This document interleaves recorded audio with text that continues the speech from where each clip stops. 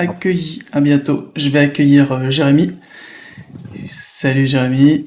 Salut Mohamed. Vas-y. Allez, c'est à toi. C'est à moi, c'est bon, tout est sur l'écran, je suis parti. Vas-y, t'es là. Ok, bonjour à tous. Merci d'être là. Merci à Julien, Sébastien et Mohamed de m'avoir permis de conclure ce Community Day par un talk voilà, qui va être un petit peu différent. Beaucoup moins de technique que ce que vous avez eu, donc on va essayer de faire en sorte que ce soit un peu reposant. Sur les coûts de la gratuité. Alors, bon, l'idée, c'est que ces derniers temps, voilà, je trouvais que il y avait pas mal en bruit de fond, d'articles, de petits scandales sur l'utilisation de nos données personnelles, etc. Et voilà, je m'étais dit que le traitement journalistique peut-être manquait un petit peu de bien mettre le doigt sur le problème. Et en bon schtroumpfalunette que je suis, je me suis dit que j'allais m'y essayer. Donc, qui je suis? Je suis Jérémy Rodon, je suis consultant AWS depuis 4 ans maintenant chez Devoteam Revolve, qui est un partenaire AWS pour le consulting. Architecte depuis moins longtemps que ça, j'ai eu la chance aussi d'être formateur AWS, ambassadeur Hero, schtroumpfalunette comme je l'ai dit, et donc je vais vous donner mon avis même si vous ne l'avez pas demandé. Et je précise, comme là c'est un petit peu de l'opinion, que je parle pas du tout au nom de mon entreprise, et je parle pas du tout non plus au nom d'AWS. Donc il faut que ce soit bien clair, hein, je suis pas en train de porter la parole de l'une ou l'autre de ces institutions. Et sans plus attendre, allons-y.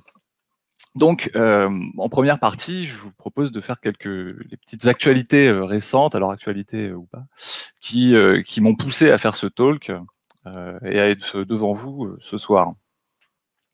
Alors le premier truc, alors je suis quelqu'un qui traîne pas mal sur 9gag. Alors c'est une communauté de trolls sur Internet, je sais pas si certains d'entre vous connaissent ou pas. Et donc ils font des mimes. Et sur 9gag, il y a toujours eu un problème avec YouTube et YouTube Premium. Visiblement, le fait de payer YouTube est un vrai problème pour les gens sur 9gag, donc ils font des mimes là-dessus pour se plaindre qu'il y a trop de pubs, que YouTube Premium est une arnaque. Il y en a qui disent que YouTube mérite pas d'argent parce que de toute façon ils manipulent les foules et ils veulent devenir les maîtres du monde. Il y a ceux qui recommandent des adblockers. Il y en a un très beau que j'ai isolé là qui justifie que oui, j'utilise YouTube et je donne rien en échange, mais bon, pour être honnête, si je devais regarder toutes les pubs, j'arrêterais d'utiliser leur service. Donc si on reformule, c'est un peu genre je vais chez mon épicier, je prends les légumes mais je les paye pas, mais pour être honnête, si je devais payer mes légumes, je prendrais pas de légumes. Donc la logique est imparable. Donc voilà, bon, ça c'était un premier élément. Bon, après c'est 9gag, donc c'est un peu un écosystème à part, il n'y a pas de quoi s'énerver. Voilà. Plus récemment, plus proche de nous, début du mois, le ZDNet relevait que certains gestionnaires de mots de passe comme LastPass étaient épinglés pour leur utilisation de trackers sous-entendus publicitaires. Et alors, ils nous font ça sur une page qui est remplie à 80% de publicité, ce qui est bon, c'est leur façon de gagner leur vie, mais c'est marrant. Mais là encore, voilà, étonnement, mon Dieu, on se fait traquer sur nos gestionnaires de mots de passe. Et puis, bien entendu, je pense que vous avez tous entendu parler de WhatsApp qui change ses conditions d'utilisation pour obliger les utilisateurs à accepter le partage de données avec Facebook. Donc ça a été un grand scandale, légitime hein, quelque part, mais pas forcément étonnant, comme on va le voir. Et ça a été, il y a eu au moins du bon là-dedans, c'est que pas mal de personnes ont switché vers des alternatives sur des applications comme Signal. Mais là encore, le traitement médiatique n'avait pas du tout, je pense, pointé le problème réel qu'il y a là-dessous. Et des fois, je me dis, ce problème, c'est que à force d'utiliser tous ces outils dans notre vie quotidienne, tous les jours, dans tous les aspects de notre vie, un peu comme on respire de l'air, est-ce qu'on n'en vient pas un peu à oublier leur coût? C'est un peu autour de ça que je veux articuler le talk. Et comme c'est quand même un community day AWS, ce que je vous propose de faire, c'est d'essayer de refaire un peu ces services, alors de manière simpliste, hein, c'est un talk niveau 100, et puis je ne vais pas prétendre refaire WhatsApp sur AWS en 2 heures, mais regardons un peu ce qui se passerait si on faisait une petite architecture AWS à peu près équivalente à ce genre de service. Et on pourrait par exemple commencer avec FirstPass. Donc FirstPass, c'est ma dernière idée de génie pour concurrencer LastPass. Et puis ce que je m'étais dit, c'est que ce que je pourrais faire, c'est ça. Alors on va le décrire rapidement, surtout pour ceux qui connaîtraient pas encore très bien AWS. Donc on a ici un bucket S3 qui sert à héberger un site statique, HTML, CSS, JavaScript, pas de PHP. On a CloudFront qui est le Content Delivery Network d'AWS, quelque chose de similaire à Cloudflare en fait, qui permet de distribuer du contenu un peu partout dans le monde, de faire du cache, d'optimiser les choses, etc. Donc tout ça, ça nous sert à avoir notre site web qui nous permettra à mes futurs utilisateurs de se créer un compte, de créer des mots de passe, de les organiser en dossiers peut-être, etc., etc. Pour l'authentification, je vais utiliser Cognito User Pool. Donc là encore, petite description rapide du service. Cognito, c'est un service qui permet de gérer l'utilisateur. Et il permet de faire pas mal de choses de manière très sécurisée et très rapidement. En fait, la gestion des utilisateurs, à faire correctement, c'est un peu compliqué. Comment est-ce qu'on fait l'authentification, comment est-ce qu'on ajoute le MFA, comment est-ce qu'on gère le reset password quand un utilisateur oublie son mot de passe. Bon, tout ça, le Cognito le fait pour vous. Donc, c'est quand même plutôt pas mal. Donc ça, c'est la partie user pool. Puis vous voyez aussi qu'il y a une partie federated identities. Alors c'est regroupé aussi dans le service Cognito, mais c'est un peu différent. Là, ce que ça permet de faire, c'est d'échanger une identité Cognito. Voilà, moi je me suis logué, j'ai prouvé que j'étais Jérémy Rodon en donnant mon mot de passe, et je vais pouvoir récupérer un role IAM via Federated Identities. Et qu'est-ce que ce role IAM va me permettre de faire? Eh ben peut-être d'aller interagir directement avec une table DynamoDB. Donc DynamoDB, c'est le service de base de données NoSQL de AWS, très performant, exposé directement au net. Et justement, pour parler avec ce service, ça se passe par des API. Et ces API, pour avoir les autorisations, il faut utiliser des rôles ou des credentials IAM. Alors évidemment, le back-end est relativement simple, mais c'est parce que en fait, une application comme FirstPass, c'est principalement ce que vous allez écrire dans JavaScript ou ce que vous allez écrire dans votre application mobile qui va permettre de faire le chiffrement, déchiffrement des secrets à la volée, etc. Le back-end, finalement, il est juste là pour fournir un lieu de stockage, on va dire, centralisé et dans le cloud. Mais la véritable intelligence, la vraie difficulté de faire ce genre d'application, elle se situe bien en fait au niveau du client. C'est pour ça que le back-end est finalement pas si compliqué. Et puis, l'idée, c'est qu'on va essayer d'estimer les coûts de cette magnifique architecture, et on va prendre quelques hypothèses. Donc moi, je pense que je vais complètement exploser la part de marché de LastPass, je vais tout leur prendre. Donc 16 millions d'utilisateurs. Pour le reste, j'ai pas spécialement trouvé de chiffres pour LastPass, donc je vais faire des estimations qui seront peut-être un peu discutables. Mais on va penser que chaque semaine, chaque utilisateur va se connecter une fois au site, faire 10 petites requêtes, voilà, il gère ses mots de passe, peut-être qu'il en renouvelle certains, peut-être qu'il les organise différemment, etc. Voilà. Et donc chaque semaine, chaque utilisateur se connecte, fait 10 requêtes, entraînant chacune 256 kilos de données transférées. Peut-être beaucoup, c'est peut-être pas assez, à voir.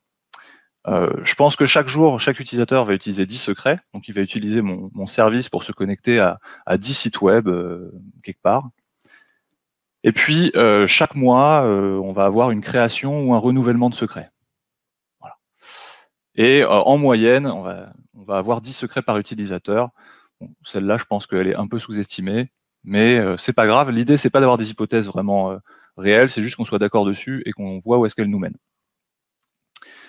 Et un secret presse 32 octets. 32 octets, ça fait 32 caractères. Et en vérité, c'est pas loin de la réalité, parce que si vous chiffrez un truc en AES, ce qui va être le cas dans mon application, bah, ça fera probablement à peu près 32 octets à la fin. Et du coup, si on a tout ça, qu'est-ce qu'on a au niveau des coûts AWS? Donc là, bon, je vous mets une partie des calculs, vous allez voir, mais j'ai pas tout mis, parce que ça ferait vraiment des slides trop denses. On va falloir me faire un peu confiance. Mais voilà. On va prendre service par service, donc déjà S3. Alors S3, en réalité, il va pas coûter 0, il va coûter un peu plus que ça. Mais avec CloudFront devant et une bonne politique de cache, en supposant que votre site web n'évolue plus trop, c'est-à-dire que vous faites plus des mises à jour régulières dedans, vous avez en fait, vous êtes stable, quoi. Vous avez votre CSS, votre HTML, votre JavaScript, tout comme il faut. En vérité, la plupart des requêtes vont être servies par le cache CloudFront. Et donc, on va supposer que S3 va prendre tellement peu de requêtes que en fait, il va coûter 0. Par ailleurs, le HTML, CSS, JS, les images, vous allez peut-être en avoir pour 20 mégaoctets à tout casser, et ça, dans S3, ça se voit pas sur une facture. Donc S3, ça coûte rien. CloudFront, on a dit 10 requêtes par semaine, 4 semaines dans le mois, on simplifie, 16 millions d'utilisateurs, ça vous fera 640 millions de requêtes HTTPS. Ça fera 766 $ pour les requêtes. Donc ça, c'est une des dimensions de facturation de CloudFront. L'autre dimension de facturation de CloudFront, ça va être le transfert de données, qui est un petit peu moins cher que le transfert de données normal d'AWS, et qui vous mènera pour à peu près 15 Tera transférés à une facture de 1300 $. Donc en gros, en tout, CloudFront va vous coûter 2000 $. Alors notez que c'est pas très cher, hein, parce que 2000 $ pour servir un site web qui voit 16 millions d'utilisateurs 4 fois par mois, c'est quand même pas mal. On est quand même sur des coûts qui sont finalement pas si élevés. Là où ça va faire vraiment mal, c'est Cognito. Là, Cognito, je dois admettre qu'avec 16 millions d'utilisateurs actifs, vous en avez pour à peu près 50 000 $. Et puis par ailleurs, comme je suis en train de faire un service de mot de passe, je tiens beaucoup aux Advanced Security Features, qui sont des features optionnelles de Cognito, mais comme de l'audit, de la détection d'anomalies sur les logins, etc. Donc ça, ces features-là, vous pouvez les activer de manière optionnelle. Elles coûtent bien sûr un surplus. En l'occurrence, elles coûtent 4 fois le prix normal. Donc là, Cognito, dans ma petite infra, va clairement coûter assez cher. Mais les utilisateurs sont super sécurisés. Donc, la sécurité n'a pas de prix. Et puis, on a DynamoDB. Alors, DynamoDB, en fait, on peut calculer, avec le nombre de secrets écrits, on peut calculer les write capacity units, qui sont la manière dont DynamoDB va tracer l'utilisation en termes de volume de requêtes. Et on va dire simplement qu'on a besoin de 16 millions de write capacity units chaque mois. Et donc ça, au prix on-demand de DynamoDB, c'est 23 $, donc bon, peanuts. Le stockage en lui-même, on arrive à peine 5 gigas, sachant que DynamoDB, on a 25 gigas gratuits chaque mois. En fait, le free tier, c'est 25 gigas, donc on paye 0. Et puis, là où on commence à payer un peu, c'est sur la lecture, donc les read capacity units, qui sont beaucoup moins chères que les write capacity units, mais dans notre cas, elles sont aussi beaucoup plus nombreuses. Donc, on arrive à 1400 $. Et puis, on a aussi le transfert. Donc, le transfert, 143 gigas, 13 $, pas énorme. Pour faire bonne mesure, on va rajouter le coût des humains, qui n'a rien à voir avec AWS. On va supposer qu'un humain, ça nous coûte 7000 $ par mois. Alors attention, j'ai pas dit que l'humain est payé 7000 $ par mois, hein, il nous coûte 7000 $. Donc, son salaire, les impôts, les équipements informatiques, la facture de chauffage, etc. Bon, le chiffre est un peu arbitraire, mais disons qu'on a 10 humains pour notre application, et donc 70 000. Tout ça nous mène à 340 000 $ par mois. Alors, est-ce que c'est beaucoup? Si je suis le PDG de FirstPass et que je dois aller voir ma banque pour trouver un investissement initial de sans doute à peu près 12 fois ce montant pour aller au moins 1 an, oui, c'est beaucoup. En tout cas, tant que je ne les ai pas trouvés, je ne serai pas serein. Mais d'un autre côté, ça n'est que 2 centimes par utilisateur. Donc ça veut aussi dire que si j'arrive à convaincre mes utilisateurs que mon service vaut par exemple un abonnement de 50 centimes par an, et que chaque utilisateur paye ça, j'ai un service super rentable et je me fais une marge de 120%. Donc, voilà, c'est à la fois cher et pas cher.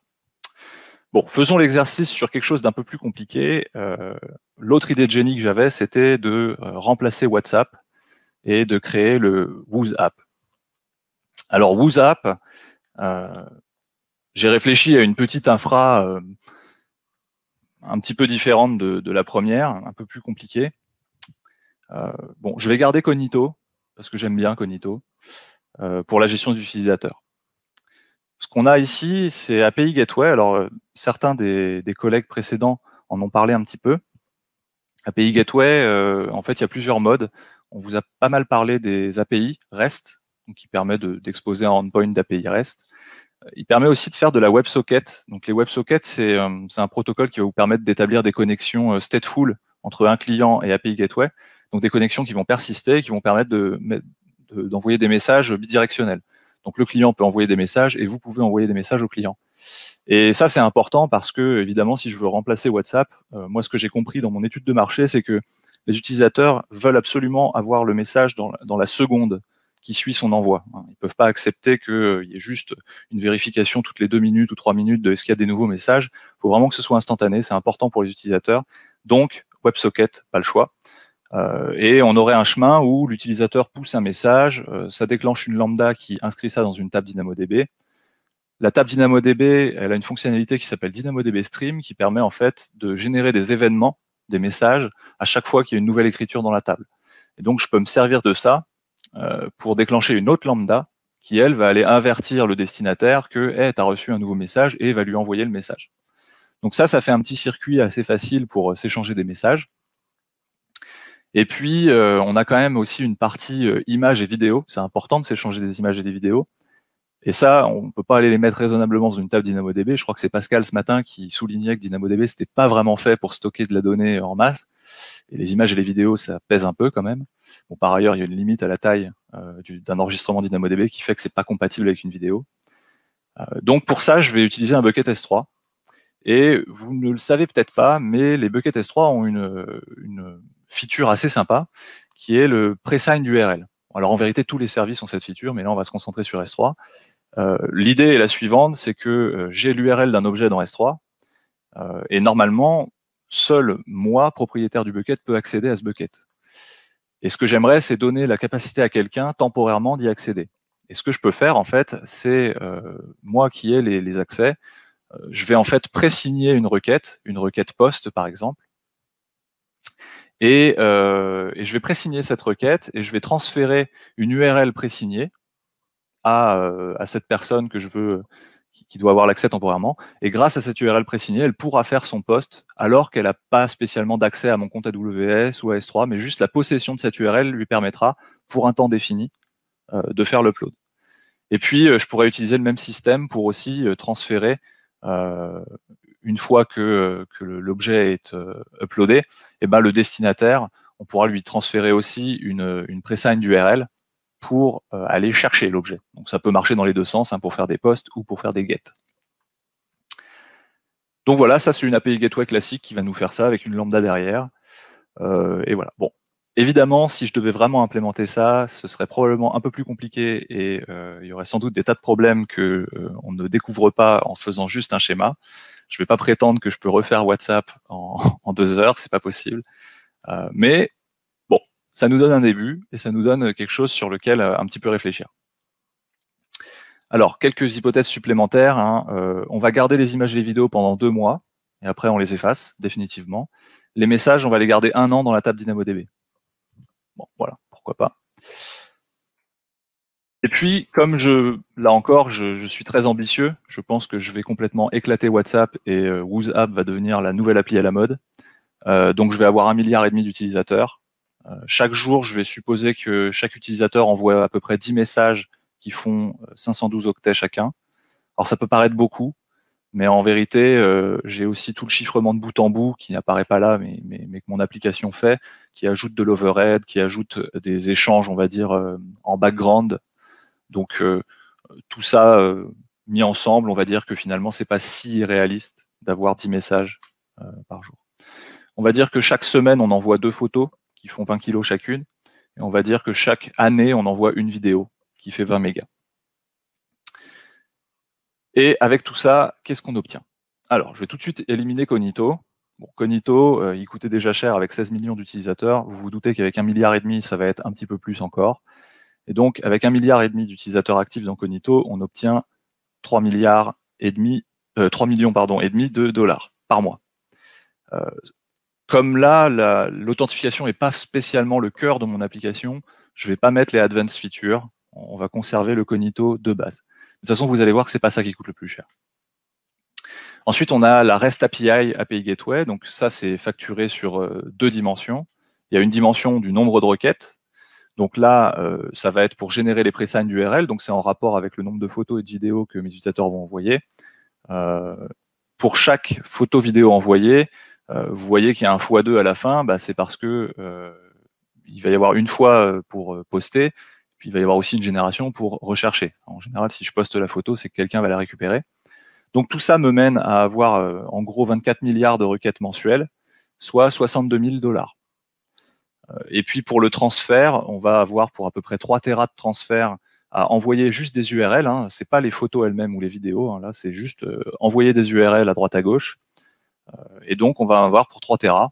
Alors en fait c'est très sous-estimé, mais bon, passons. Et ça fait seulement 520 $. Bon, là encore, je suis toujours assez impressionné parce que c'est des chiffres qui sont pas si élevés quand on pense qu'on est en train de calculer les choses pour 1,5 milliard d'utilisateurs. 62 000 $, si on a 1,5 milliard d'utilisateurs, c'est rien, en fait. Donc API Gateway, c'est quand même un service assez chouette, quoi. Pour ce qui est de S3, bon, bah, on va avoir les put et les get de nos images et de nos vidéos. Donc S3 facture les requêtes. Donc quand on en a pour 12 milliards d'un côté, 12 milliards de l'autre, ça commence à se sentir. Donc on va avoir un petit 65 000 $ pour juste les requêtes. Il y a les coûts de transfert, bien sûr. Donc là encore, S3, alors c'est pas vraiment S3 en fait qui facture les coûts de transfert, c'est juste AWS de manière générale. Les coûts de transfert sont environ à 9 centimes le giga au début, jusqu'à 5 centimes le giga, ça dépend évidemment du volume. Là, on va envoyer quelque chose comme 2 pétaoctets. Donc 2 pétaoctets, c'est 137 000 et demi, 137 000 $. Et puis, enfin, S3 va évidemment facturer le stockage. Et donc là, le stockage, vous avez 2 mois de rétention, donc finalement, tout le volume de photos que vous avez, vous le gardez 2 mois, donc vous multipliez par 2. Et vous obtenez chaque mois une facture de stockage à 112 000 $. Bon, voilà pour S3. Alors, DynamoDB. Alors, au début, pour la petite histoire, DynamoDB, j'avais calculé les write capacity units sur on-demand. Et en regardant le talk de Pascal ce matin qui disait nous, on a quand même pas mal amélioré nos coûts en passant en mode provisionné quand c'était nécessaire, je me suis dit ouais, en effet. Alors en on-demand, ça me faisait quelque chose comme 600 000 $, et en provisionné, en effet, je suis descendu à moins de 100 000, donc c'était une belle opération. Toujours est-il que on va estimer qu'on a besoin de 462 milliards de write capacity units. Je suis même pas sûr en fait que DynamoDB puisse réellement délivrer ça. Je serais curieux d'avoir les avis d'AWS là-dessus. Pour ce qui est du DynamoDB Stream, on va avoir autant de reads a priori, donc toujours 462 milliards. Donc ça va vous faire 104 000 $. Tout ce qui est stockage, malgré tout, même si on ne stocke que des messages et que des URL et pas des contenus à proprement parler, eh ben, malgré tout, en fait, on obtient quand même une belle facture à 730 000 $ parce qu'on est quand même à 2 pétas. Lambda, 184 plus 9, donc à un peu moins de 200 000 $, pour quand même 924 milliards d'invocations. Je ne sais pas si vous vous rendez compte, on est presque à 1000 milliards d'invocations et Lambda coûte même pas 200 000 balles. Donc là encore, Lambda, c'est absolument fantastique à quel point ce service est peu cher. Vous imaginez faire tourner 1000 milliards de fois votre code et finalement, voilà. Bon, ce qui tabasse vraiment, c'est WebSocket. En fait, WebSocket, vous payez sur 2 dimensions, le nombre de connexions actives. Et là, si vous supposez que vos utilisateurs sont actifs 24/7, tout le temps, fois 1,5 milliard, ce qui est évidemment complètement irréaliste, mais je suis très ambitieux. Bon, vous êtes à 18 millions de dollars par mois. Et puis, il y a le nombre de messages aussi qui compte. Tout ça, on rajoute une vingtaine d'humains, et tout ça nous emmène à peu près 25 millions de dollars par mois. Et là encore, il y a cette ambiguïté, cette ambivalence, je ne sais pas si c'est le bon mot, mais entre le fait que chaque utilisateur finalement ne coûte que 1,5 centime, mais avec ce tel volume, bah, en fait, moi, je dois trouver 25 millions de dollars par mois pour continuer à faire tourner mon service. Si je veux faire YouTube, je fais MeTube. Bon, je plaisante, je ne vais pas vous faire ça une 3e fois. Je pense que je vous ai suffisamment estomaqué avec les chiffres. Juste un petit plaisir, il faut savoir que YouTube délivre plus d'1 milliard d'heures de vidéos chaque jour. Donc voilà, chaque jour qui passe, il y a 1 milliard d'heures de vidéos qui partent de YouTube. Et ça, si on suppose un débit vidéo à 15 mégabits seconde, ce qui correspond à du 720p correctement compressé, on arrive au chiffre vertigineux de 6 hexaoctets chaque jour. Donc 6 hexaoctets, si je devais les envoyer au prix du data transfert AWS, à 5 centimes par giga, ça me coûterait 314 millions chaque jour. Alors je pense qu'à ce prix-là, on peut appeler notre TAM et demander à négocier quelque chose. J'ai pas trop de doutes sur la question. Et en fait, YouTube, c'est 37% du trafic Internet mondial. Donc forcément, les chiffres sont tout de suite un peu vertigineux, quoi. Bon, est-ce que tout ça est très réaliste, Jérémy? Non, probablement pas. Il y a que deux certitudes, en fait. C'est que ces services ont un coût, même si on imagine que WhatsApp, depuis toutes les années qui tournent, ils ont été bien meilleurs que moi sur leur infra, ce que j'ai pu faire en 2 minutes. Donc peut-être qu'ils coûtent 100 fois moins que ça, mais même si ça coûte 100 fois moins que ça fait toujours 250 000 $ par mois à trouver. Donc c'est pas rien. Et si ces services doivent continuer de tourner, ces coûts doivent forcément être matchés par des bénéfices, par des revenus, sous une forme ou une autre. C'est impossible qu'il en soit autrement. Merci, Capitaine Obvious. Donc comment est-ce qu'on paye tout ça? Il y a plein de modèles de financement, il y en a 5 que j'ai répertoriés. Il y a l'abonnement. Donc ça, vous le connaissez avec Netflix peut-être, avec YouTube Prime, si vous êtes Premium, si vous êtes souscrit, Amazon Prime. Donc ça, c'est quelque chose, on commence à en avoir l'habitude. L'abonnement, bon, c'est un bon moyen, hein, je paye pour ce que je consomme. Après, il y a le don. Donc le don, là encore, vous connaissez tous au moins une institution qui se finance comme ça, c'est Wikipédia. Wikipédia se finance par les dons, et c'est un des 3 sites les plus visités au monde, donc il faut donner. Le don, c'est aussi comme ça que fonctionne Signal. Donc ceux qui ont basculé vers Signal, posez-vous la question, parce que le don a quand même un effet pervers, qui est que si nous, en tant que citoyens lambda, on s'y intéresse pas suffisamment, les donateurs vont se retrouver à être 3 ou 4 milliardaires ou boîtes ou groupements d'intérêt privés, et finalement notre application en apparence libre sera finalement un peu contrainte de faire ce que les donateurs principaux demandent. C'est malheureusement le jeu. Bon, ensuite il y a la pub, vous connaissez bien, hein. La pub va souvent mener à l'exploitation de vos données personnelles, puisque une pub ciblée vaut plus cher qu'une pub pas ciblée. Après, on a l'exploitation des données pures et simples. Donc ça, il y a une institution très connue qui fait ça, c'est Facebook. Donc Facebook, un de leurs modèles économiques, hein, c'est de donner accès à des tiers à vos données pour qu'ils puissent en faire quelque chose. Donc on a eu le scandale Cambridge Analytica il y a quelques années, hein, où on analyse les données Facebook, et puis grâce à ça, on arrive à déterminer des groupes de votants, de gens qui sont prêts à changer d'avis, et on peut cibler ces gens avec des campagnes pour influencer leur vote. Donc ça n'a pas fini de faire du bruit, ce truc-là, et c'est assez flippant, faut le dire. À l'échelle, vous imaginez ce genre d'outil, ce que ça peut donner dans une démocratie. Mais d'un autre côté, faut que Facebook survive, et Facebook, pour le coup, je crois que c'est 8 ou 9% du trafic mondial, donc leur facture, elle doit être assez salée aussi. Donc il faut qu'ils couvrent aussi leurs coûts. Puis, dernière chose, il y a la subvention et les impôts.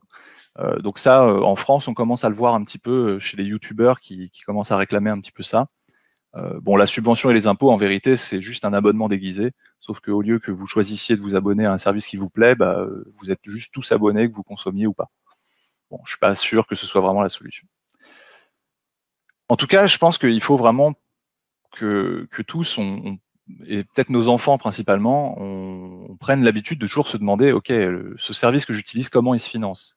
Et je pense que derrière, ça n'excuse pas les comportements parfois peut-être abusifs sur l'exploitation des données, mais il faut quand même se poser la question, parce que si je ne paye pas, il est évident que quelque part, l'entreprise fait de l'argent d'une manière ou d'une autre. Et c'était un peu le sens de ce que disait Andrew Lewis, un journaliste, enfin, je sais pas si c'est un journaliste, mais à qui on attribue l'origine de cette phrase « si c'est gratuit, c'est vous le produit ». Il disait « si vous ne payez pas pour, vous n'êtes pas le client, vous êtes le produit ».